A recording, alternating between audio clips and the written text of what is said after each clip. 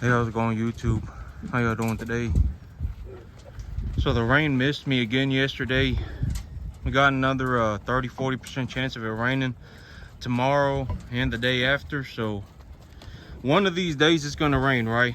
One of these days it'll rain, and when it rains, my grass will grow. So it's okay. It I ain't in any sort of dire straits. Like, I haven't been in a 6-month drought or anything like that.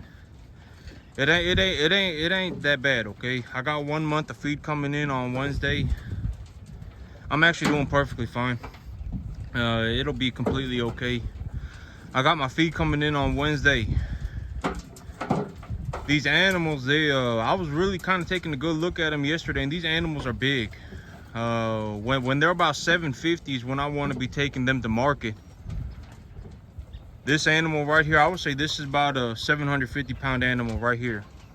He's gonna be maybe a little bit more.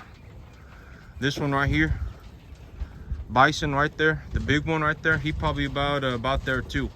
This animal right here grew real fast. And so these animals, when they get to about 750s, when I want to be taking them to market. And I would say that they are probably somewhere around that 6.5 weight right now. And so I got that feed coming in on Wednesday. I'm anticipating that I will get some rain before the end of this month. And so I'll be able to feed these calves a flush of grass, as well as give them that 8 tons of grain. And then I'll be able to take them to market. Because this grass, it ain't gonna cost me any more money, right, to grow it. I've already put the seed in the ground. I've already put about $250 worth of fertilizer on it. It just hasn't rained, and so it's all just sitting there on the field right now. And so that grass isn't going to cost me any more money. The feed, I've got it coming, and I got to get these animals. These animals will be going to market next month. If I take 23 animals to market next month, I still got I got 2 of my own processor calves, and then I got the 7 little black Angus heifers that I brought in. And so those animals, they're gonna stick around for a good while longer. Like this one right here, this is gonna be one of the black Angus heifers. And so these animals, they're gonna be around for a good while longer. The black Angus heifers. This animal right here, yesterday I was taking a look at her, and she had this big old lump on her jaw. This one right here, she had a big old lump on her jaw. And so I put her in here yesterday. I don't know if y'all can see it right there, but on the side right there, that lump right there, it was a lot bigger yesterday. But yesterday, I still got to get her fixed up. But yesterday, I noticed that, and I put her in the chute. And I stuck it with a needle, and I stuck it a few times with like 2-3 times with a 18 gauge needle, and I got some it had some pus coming out, and so she got an abscess. I wanted to make sure that it wasn't there's this disease in cattle. There are 2 types of lumpjaw from what I've read. Lumpjaw, it's either they got a soft tissue abscess, or their bone has started to swell. And so when I feel the abscess, I'll know if it's the bone or if it's just a soft tissue abscess. So yesterday I put her in the chute, and I stuck a needle in it, and I did get some pus to come out. So the swelling went down. Her abscess went down it's about a third today as it was yesterday. It was 3 times larger yesterday. But I didn't cut it open and drain it because I don't have any iodine. And so when I get done with this, I'm gonna go to the department store. I'm gonna pick up some iodine, and I'm gonna pick up a you know, those little condiment bottles where like people put ketchup in them, and then they you can like squirt it on stuff.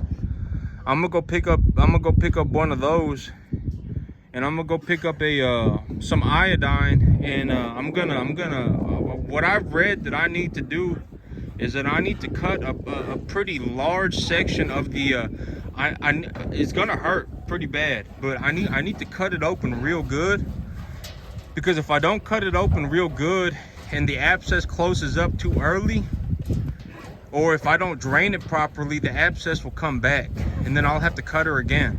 And so it's important that on the first time that I do it, that I cut it open real good, so that the abscess does not close immediately or does not close soon. So it needs to be a pretty big cut. So it needs, the abscess needs, the cut needs to stay open for a good amount of time, and it needs to drain properly. And then after putting the iodine in her, putting the iodine will rinsing the wound out with iodine will help drain it. And so yep, I got a calf with a Lumpjaw, but she doing okay, and I ain't gonna record me cutting her open or anything like that, because it's kind of a, yep, I don't have like a stand or anything, and if I'm gonna cut an animal open, I want to make sure that I'm completely focused and that I have both of my hands available, because I don't want to accidentally hurt the animal. If I'm standing next to the animal with a real sharp knife and I cut her and she starts flopping around, I don't want to accidentally cut her, right? And so yep, but I got to get her fixed up. It ain't a big deal. I took a look at her yesterday, and it is a soft tissue abscess. So yep, but yep, here pretty soon I should be getting some rain, and when I get some rain, it'll the grass will come in. And so these animals are looking real good. Like these, you know, these some of the bigger ones. Most of these animals, they're pretty large at this point. This one right here, kind of small, but that's okay. You know, they're pretty large. That's Slowpoke right there. He's gonna be small forever. And so, yep. But these animals, if I take them to market at $750, I'll be doing good. And so, I don't got any grass on there at all, on the backfield at all right now. This one keeps following me around and licking me. Yep, I got to get that animal fixed up. Everything's going good. I got grain coming in on Wednesday. Preferably, I would like to get one flush of grass. If I get one flush of grass and I feed these animals grain real hard, they'll put on a lot of weight on their last month here, and they'll look real good for market time.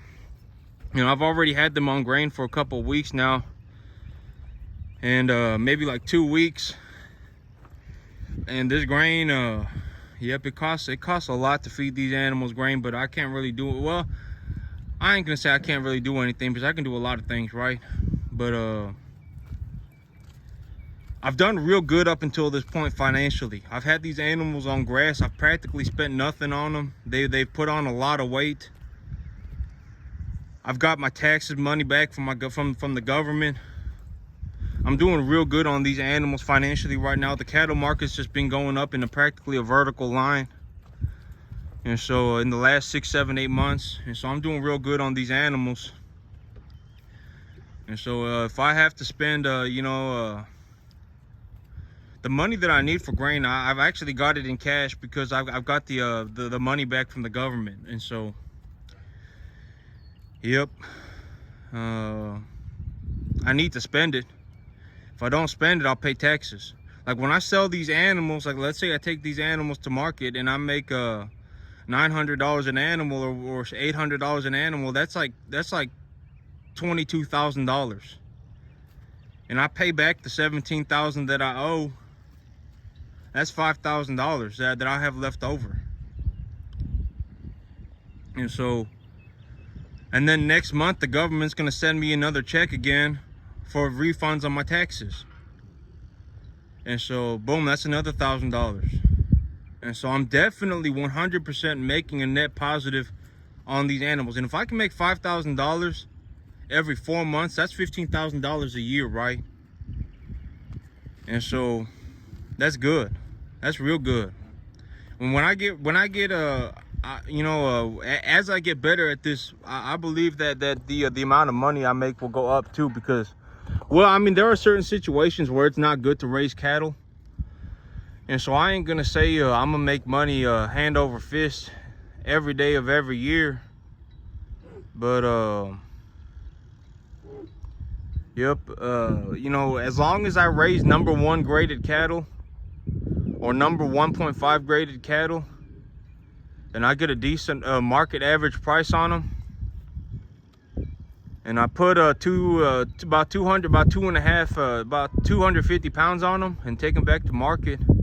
The little dingle donger calves, when they're three weight, 2.5 weight, they're not gonna eat much. They're barely gonna eat barely anything at all, and they're gonna put on weight pretty fast. And so the amount of gains I can put on them very quickly is good. I mean, I can put good gains on them very quickly.